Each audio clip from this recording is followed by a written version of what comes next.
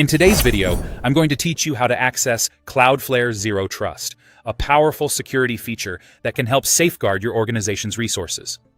Whether you're looking to protect your internal applications or secure user access, Cloudflare Zero Trust offers a comprehensive solution. Let's walk through this process step by step, ensuring you have a smooth experience as you set it up. First, you'll want to log into your Cloudflare dashboard. Once you're in, look for the Zero Trust, or sometimes referred to as Cloudflare One, icon in the sidebar. Clicking here is your gateway to getting started with securing your network.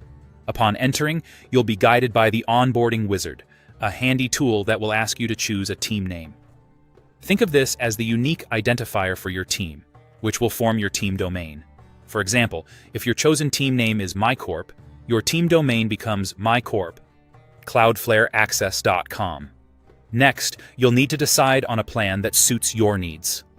Cloudflare offers a free option for teams with up to 50 users, which is great for small businesses or startups.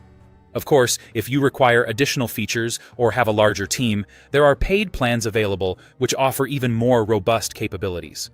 Once you have your initial setup complete, it's time to enroll your users and configure their identities. For this, navigate to the Zero Trust portal and head to the Settings section, then click on Authentication. Here, you'll set up your preferred login method. Cloudflare Zero Trust gives you flexibility by allowing options such as a one-time PIN or the use of third-party identity providers like Google Workspace and Azure AD.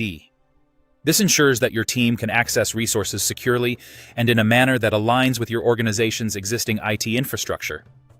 With your login method configured, it's important to organize your users. This is done by creating access groups. You can find this option under the Access section and then Access Groups. This step allows you to cluster users based on specific criteria or roles within your organization, making it easier to manage permissions and access control. Lastly, you'll add and configure applications under Access in the Applications section. This is where you link your applications to the access groups and defined authentication methods. By doing this, you ensure that only authorized users, as per your defined rules and access groups, can access sensitive company applications and data. And that's it! By following these steps, you've successfully embarked on setting up Cloudflare Zero Trust for your organization.